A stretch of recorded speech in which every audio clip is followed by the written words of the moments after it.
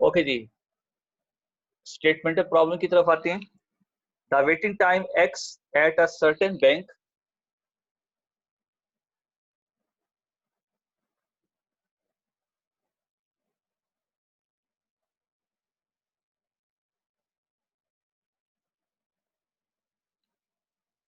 is approximately normally distributed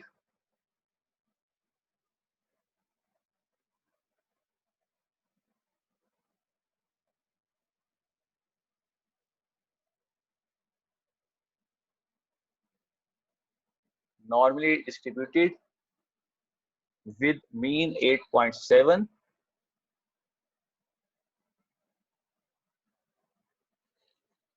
minutes and standard deviation 1.4 minutes.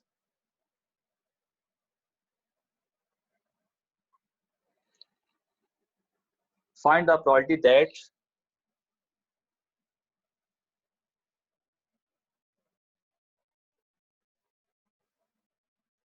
randomly selected customer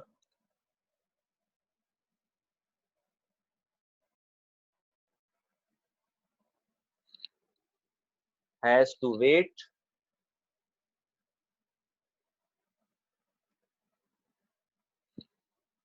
less than 7.0 minutes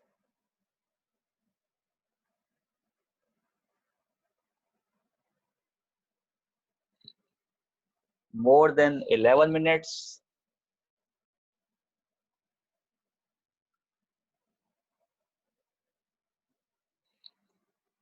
more than 7 but not more than 11.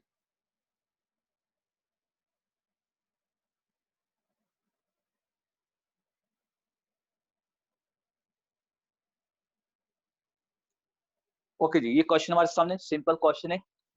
आपको क्या करना है, आपको probability compute करनी है randomly. अगर हम कोई एक कस्टमर सिलेक्ट करते हैं बैंक के अंदर से, बैंक है कोई, उसमें जो किसी भी कस्टमर का वेट करने का मतलब वो इंतजार करने का, वेट वो दूसरा नहीं, इंतजार वाला, वेट करने का जो मीन है वो है 8.7 मिनट्स। ये एवरेज मिनट्स उसने दिए हुए हैं कि अगर एक कस्टमर बैंक के अंदर एंटर होता है तो उसके इतने मिनट्स तक इंतजार करना पड़ेगा। ये एवरेज उसने टाइम बता दिया है।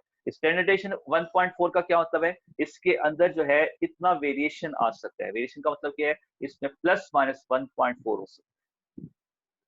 ये एवरेज टाइम है, अगर इससे बढ़ेगा तो 1.4 और अगर इससे कम होगा तो 1.4। ये वेरिएशन आ रही है, ये उसने बता दिया।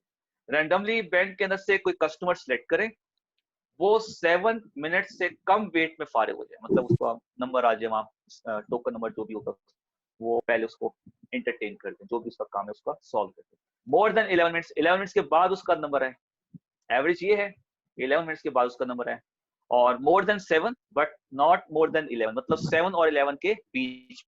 जैसे मैंने कहा था कि नॉर्मली डिस्ट्रीब्यूशन के जो हमारे पास क्वेश्चन होते हैं वो एक होता है लेस देन की फॉर्म में, एक होता है मोर देन की फॉर्म में, और एक होता है between 2 पॉइंट्स। तो ये एज इट इज तीनों क्वेश्चन ने पूछे हुए। तो अब हमारे पास सोल्यूशन है इसका। हमारे पास डेटा में गिवन क्या है, मीन दिया हुआ है 8.7 मिनट्स और स्टैंडर्ड डेविएशन दिया हुआ है 1.4 मिनट्स। और पार्ट ए में हमने क्या करना है, प्रोबेबिलिटी कंप्यूट करनी है। रैंडमली एक कस्टमर सेलेक्ट करें और वो 7.0 मिनट से कम टाइम में जो है उसका काम हो जाए, उनको इंटरटेन करें। इसकी हमने प्रोबेबिलिटी निकाली 7 से कम, लेस देन। तो पहला पहला क्या काम करेंगे, इसको हम करेंगे z में शिफ्ट। x लेस देन 7 है, इसको हम शिफ्ट करेंगे जी z के अंदर। अब z की वैल्यू क्या आएगी जी, z की वैल्यू इसका हम कंप्यूट करेंगे।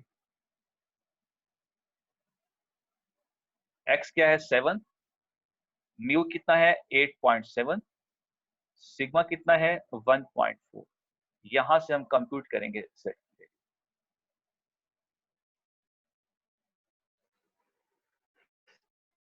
7 minus 8.7,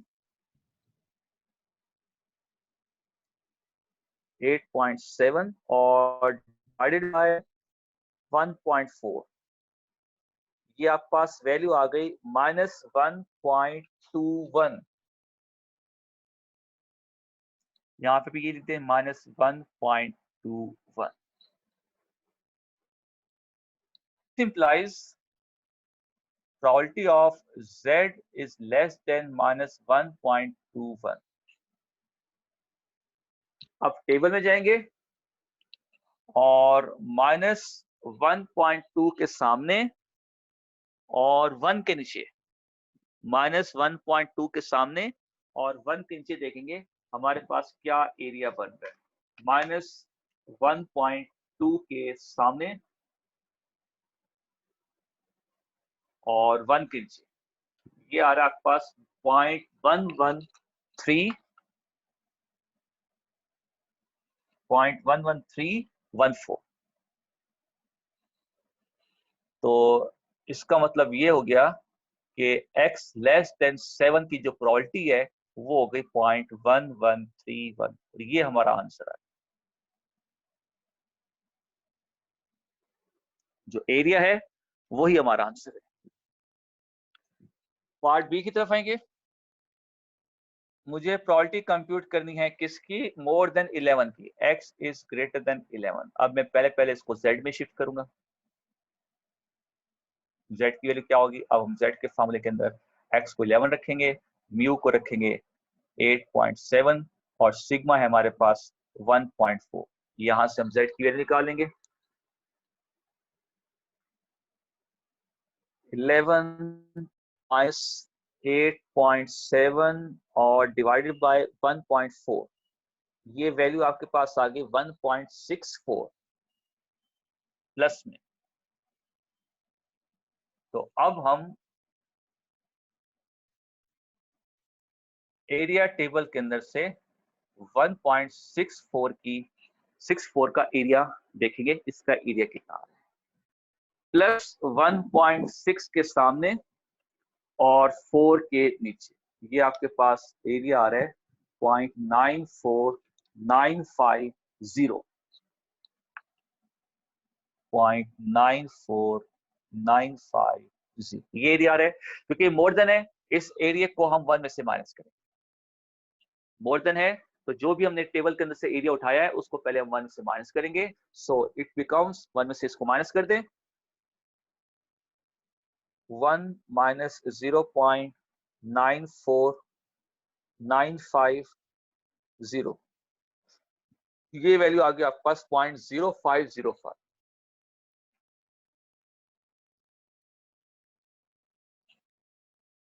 this implies probability of x more than 11। ये आ गया इसका आंसर।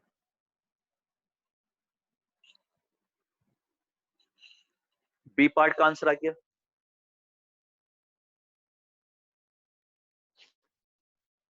अब हम जाते हैं अपने सी पार्ट की तरफ। सी पार्ट में आपसे 2 पॉइंट के बीच में प्रोबेबिलिटी पूछी है। तो 2 पॉइंट के बीच में आपके पास है 7 और 11। रैंडम वेरिएबल जो है more than 7 but not more than 11, मतलब 11 से कम। More than 7 but not more than 11, 11 से कम। तो इसकी हमने प्रोबेबिलिटी निकालनी है। पहले हम इसको शिफ्ट करेंगे z के अंदर। कैसे शिफ्ट करेंगे, पहले z1 को निकाल लेते हैं 7 के साथ, वो हमने पहले निकाला हुआ है -1.1। फिर हम दूसरा z उठा लेते हैं z2, उसमें 11 पुट कर देते हैं, ये भी हमने कंप्यूट किया हुआ है z2 को, ये आपके पास आ रहा है 1.64।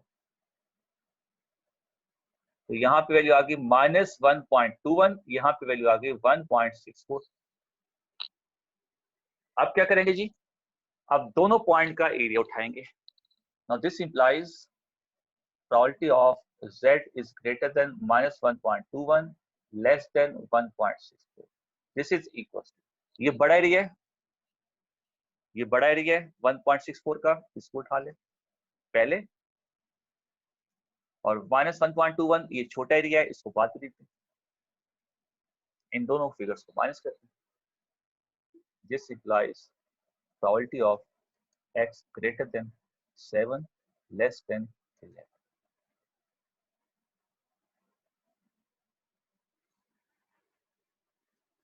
इन दोनों फिगर्स को माइनस कर दें। 0.94950 माइनस 0.11314, ये आपके पास आ गया 0.8363। ये आ गया पार्ट सी का आंसर। तो पार्ट सी में हम क्या करते हैं, दोनों पॉइंट को हम जेड में शिफ्ट करके दोनों पॉइंट पे जेड टेबल से उसका एरिया उठा लेते हैं। दोनों एरिया में से जो बड़ा एरिया होता है उसको पहले लिख देते हैं, छोटे एरिया को बाद में लिखते हैं और माइनस करते हैं। ये आपका क्वेश्चन सॉल्व हो गया। इसी टाइप का एक और प्रॉब्लम देखें।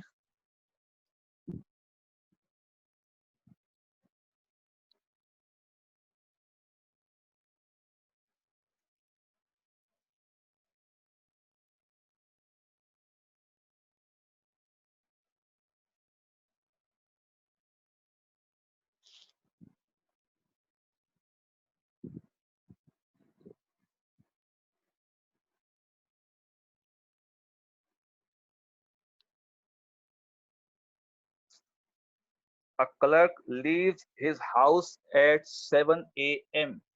नेक्स्ट एग्जांपल है ये।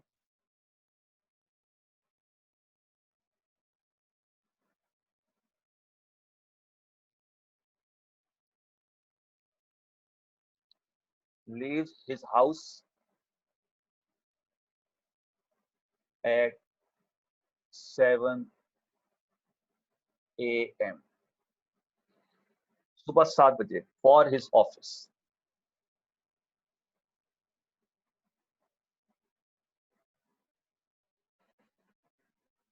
The time taken to reach the office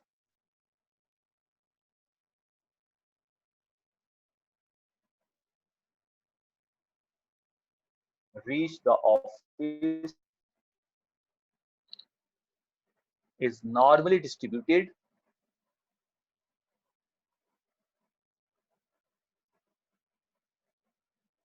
with mean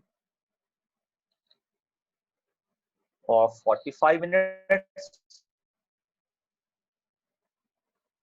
and standard deviation of 10 minutes.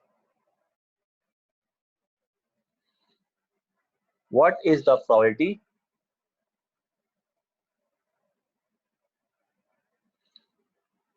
that he will be late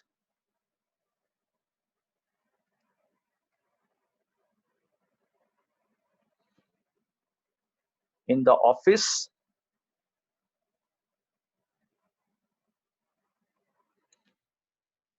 on a randomly selected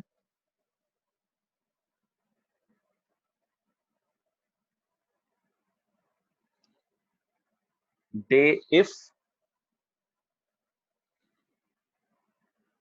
the office starts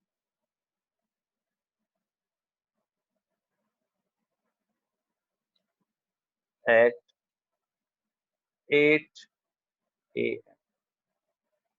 okay जी, ये हमारा question है। Question में क्या कहा गया है पहले उसको समझ लें, फिर हम क्वेश्चन को सॉल्व करते हैं। एक क्लर्क है, वो अपने घर को सुबह 7 बजे छोड़ता है। सुबह 7 बजे घर से निकल पड़ता है ऑफिस के लिए।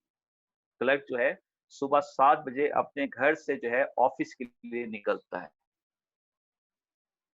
ऑफिस जाने के लिए वो जो टाइम ले रहे हैं ऑफिस पहुंचने का, एवरेज टाइम वो है 45 मिनट्स।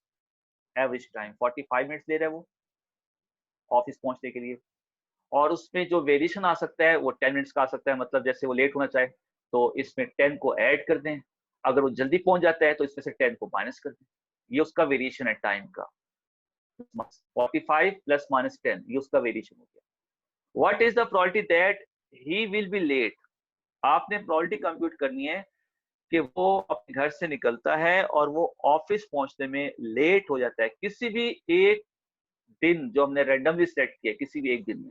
रेंडमली उसको सेट किया है, किसी एक दिन में वो ऑफिस पहुंचने में लेट हो जाता है, उसके कितने चांसेस है, मतलब उसकी अपने प्रोबेबिलिटी कंप्यूट करें। जबकि उसका ऑफिस सुबह 8 बजे शुरू होता है, ऑफिस 8 बजे शुरू हो रहा है, घर से वो 7 बजे निकल रहा है, बीच में 1 घंटे का टाइम है। नॉर्मल जो एवरेज टाइम वो पहुंचने का ले रहा है वो है 45 मिनट, मतलब वो इजीली पहुंच सकते हैं। फिर अगर उसमें वेरिएशन आ रहा है वो 10 मिनट्स का आ रहा है, अगर उसमें 10 मिनट्स ऐड भी कर दें फिर भी 55 मिनट्स, फिर भी वो ऑफिस टाइम पे पहुंच सकते हैं, और वो ऑफिस टाइम पे पहुंच रहे हैं। मगर उसने ये कहा है कि किसी एक दिन अगर वो लेट हो जाते हैं, उसके कितने चांस हो सकता है वो 0% हो, तो हम कंप्यूट करेंगे ना। हो सकता है कोई भी ऐसा डे ना हो जिसमें वो लेट हो, मतलब हम ये कह सकते हैं कि ऐसा पॉसिबल है ही नहीं कि वो 1 घंटे में लाजमी पहुंच जाएगा।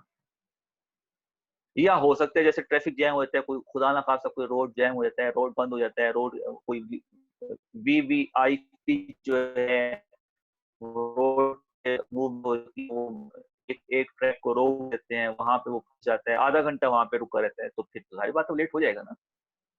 तो उस केस में मतलब कोई एक बहुत कोई रेयर केस हो, उस केस में उसके कितने चांस है, आपने उसकी प्रोबेबिलिटी कंप्यूट कि वो ऑफिस पहुंचने में लेट हो जाए। आपने बेसिकली लेट होने की प्रोबेबिलिटी कंप्यूट करनी इस क्वेश्चन के अंदर, लेट होने की प्रोबेबिलिटी कंप्यूट। तो आपके पास गिवन क्या है, आपके पास मीन दिया हुआ है 45 मिनट्स, आपको स्टैंडर्ड है 10 मिनट्स, और आपने प्रोबेबिलिटी कंप्यूट करनी है लेट होने की। अब लेट होने की प्रोबेबिलिटी का मतलब क्या होगा, किसकी प्रोबेबिलिटी निकालनी, कौन सा ऐसा फिगर यहाँ पे हम रैंडम वेरिएबल एक्स को डिफाइन करें जिसके रिस्पेक्ट से हम उसकी प्रोबेबिलिटी कंप्यूट कर लें, और उसका मतलब ये हो कि वो लेट हो रहे हैं। जी, ऑफिस से वो लेट कब होगा, जब वो 7 बजे घर से निकल रहे हैं, 8 बजे उसका ऑफिस शुरू रहते हैं, तो बीच में टोटल मिनट्स कितने हुए, क्योंकि मिनट्स के अंदर हमारी वैल्यूज चली है ना, तो हम मिनट्स को देखेंगे, बीच में टोटल मिनट्स कितने हो गए, 60 मिनट्स। अच्छा, अगर वो 60 मिनट में पहुंच जाता है तो इसका मतलब वो लेट नहीं होगा, वो पहुंच गया ना ऑफिस में, 8 बजे पहुंच गया। 60 से कम में अगर पहुंचते हैं तब भी वो लेट नहीं होगा। लेट कब होगा, जब हमारा रैंडम वेरिएबल एक्स जो होगा वो 60 से अबव होगा, जब वो 60 से अबव होगा, लाइक 8 बज के 1 मिनट पे पहुंचता है वो ऑफिस, 8 बजकर 1 मिनट पे ऑफिस पहुंचता है, तो फिर वो लेट हो जाएगा। अब 8 बजकर 1 मिनट का मतलब क्या हो गया, 60 प्लस 61, 61 मिनट्स के अंदर अगर वो ऑफिस पहुंचता है तो फिर वो लेट कंसिडर किया जाएगा। 62, 63, 64, 65 ये लेट होगा। 60 तक, 60 मिनट तक वो लेट नहीं होगा। अगर वो 60 में भी ऑफिस पहुंच जाते हैं तब भी वो लेट नहीं होगा। 60 के कम 59, 58, 57 उसमें भी लेट नहीं होगा। तो लेट कब होगा वो, जब हमारा रैंडम वेरिएबल एक्स जो है वो 60 से अबव होगा। 60 मिनट से अबव जब वो ऑफिस में पहुंचेगा तो फिर वो लेट कंसीडर किया जाएगा। तो लेट का मतलब इस क्वेश्चन के अंदर हो गया ग्रेटर देन 60 मिनट्स। तो अब उन्हें ग्रेटर देन 60 मिनट की वैल्यू निकालनी है, इसकी निकाल, पहले हम इसको z में शिफ्ट कर देते हैं,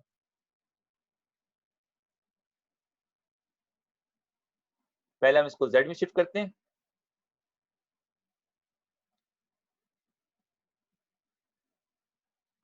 कैसे शिफ्ट करेंगे उसका फार्मूला लिखकर इसमें पुट कर दें। x हमारा 60 हो गया, म्यू हमारा 45 हो गया, सिग्मा हो गया 10, तो ये हो गया 15/10। 15/10 को सॉल्व कर लें डिवाइड करके, 60 minus 45 equal to divide by 10, ये आ गया 1.5, जी आ गया आपके पास 1.5। तो यहाँ लिखते हैं 1.5 प्लस का ये।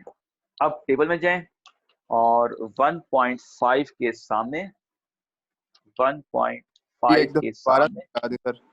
और 0 के नीचे, जी मैं दोबारा बता देता हूँ, 0.9339।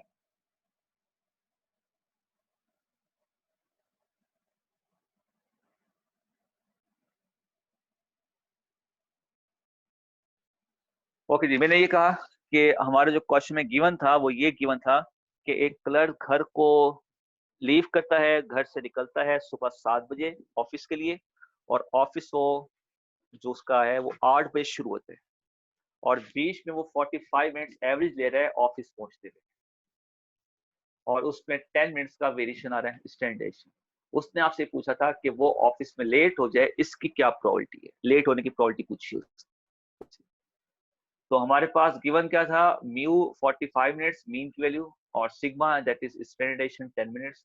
हमने लेट आने की प्रोबेबिलिटी कंप्यूट करनी है। लेट कब होगा, जब वो 7 बजे अगर घर से निकल रहे हैं, 8 बजे उसका ऑफिस शुरू हो रहा है, तो बीच में है 60 मिनट्स का गैप। तो अगर वो 60 या उससे कम में पहुंचता है ऑफिस, तो वो फिर लेट कंसीडर नहीं किया जाएगा। 60 और उससे लेस में अगर वो ऑफिस पहुंचता है तो वो लेट कंसीडर नहीं करेंगे।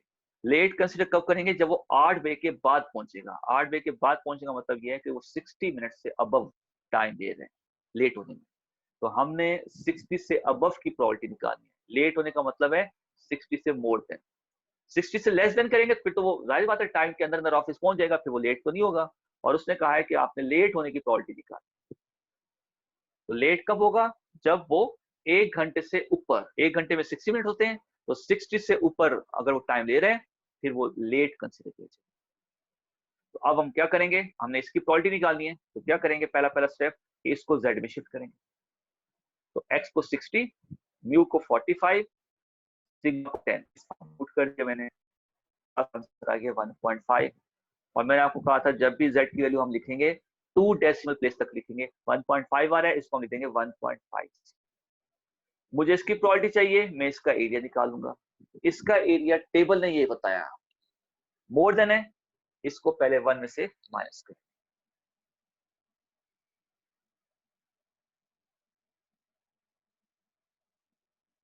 मोर देन है, इसको पहले 1 से माइनस। ये आपके पास आ जाएगी probability x is greater than 60, मतलब ये लेट होने की प्रोबेबिलिटी आ गई उसके पास। इसको 1 में से माइनस करते हैं। 1 माइनस 0.933, 0.93319, 0.06681, मतलब 6%। 6% चांसेस है कि वो लेट हो जाए। तो 6% तो बहुत कम होते हैं ना चांसेस। 94% चांसेस है कि वो लेट नहीं होगा, और 6% चांसेस है कि वो लेट हो जाएगा। तो 6% तो काउंटिंग में नहीं आते ना, 100 में से 6 तो ये इसका क्वेश्चन का हमारा आंसर हो गया, जिसमें हमारे पास जो प्रॉब्लम था उसमें उसने लेट आने की प्रोबेबिलिटी पूछी कि वो अपने ऑफिस से लेट हो जाए, उसकी क्या प्रोबेबिलिटी। तो जो हमारे पास गिवन कंडीशन थी, तो हमने उसके रिस्पेक्ट से उसके लेट आने की प्रोबेबिलिटी कंप्यूट कर दी। 6% उसके लेट आने की प्रोबेबिलिटी है। इसको 100 से मल्टीप्लाई कर देना, इसको 100 से मल्टीप्लाई कर देंगे, आंसर आ जाएगा तकरीबन। ओके जी, नेक्स्ट क्वेश्चन की तरफ आते हैं। सर परसेंट में आंसर देना लाजमी है? परसेंट मांगा है? जी नहीं नहीं, परसेंट देखो मैंने आपको पहले बताया है, प्रोबेबिलिटी का आंसर डेसिमल में भी लिख सकते हैं, प्रोबेबिलिटी का आंसर फ्रैक्शन में भी लिख सकते हैं, प्रोबेबिलिटी का आंसर परसेंटेज में भी लिख सकते हैं। ठीक है, मुझे इस तरह से सही तरह से पता ही चल रहा था मेरा आंसर क्या आ रहा है, मैंने इसको 100 से मल्टीप्लाई कर दिया। अब मुझे आइडिया हो गया कि 6% चांसेस हैं कि वो लेट हो जाएगा। तो ये मुझे एक आंसर सही तरह से नजर आ रहा है, जिसको मैं डिफाइन कर सकता हूँ। यहाँ रहा था, इसलिए मैंने इसको 100 से मल्टीप्लाई कर दिया। बट उसने पूछा नहीं है कि परसेंटेज में आंसर लिखें, फ्रैक्शन में लिखें। हम लिख सकते हैं प्रोबेबिलिटी का आंसर डेसिमल लिखते हैं, प्रोबेबिलिटी का आंसर फ्रैक्शन में लिख सकते हैं, प्रोबेबिलिटी का आंसर परसेंटेज में भी लिख सकते हैं। इसमें वो कहे या नहीं कहे, अगर आपने लिख दिया है तो आपने गलत नहीं किया। इट इज ऑब्वियसली ट्रू कि प्रोबेबिलिटी का आंसर हम 3 शेप्स में लिख सकते हैं, डेसिमल, फ्रैक्शन, परसेंटेज। वो कहे या नहीं कहे, वो कहे या नहीं कहे क्वेश्चन के अंदर, आप ऐसा कर सकते हैं।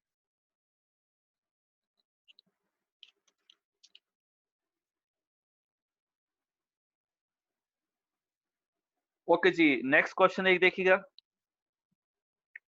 The life of the ceiling fan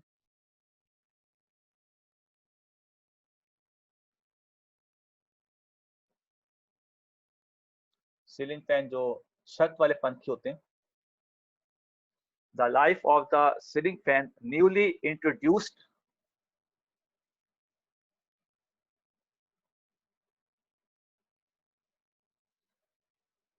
in the market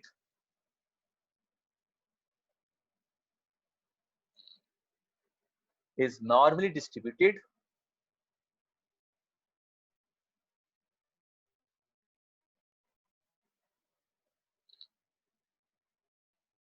mu 10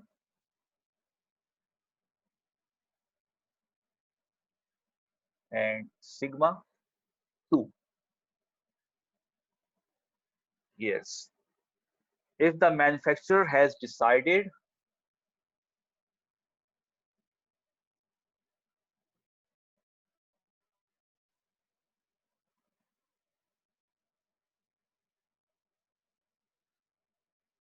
to replace 3%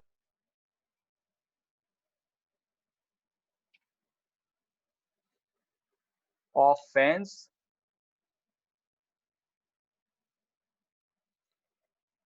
how long a guarantee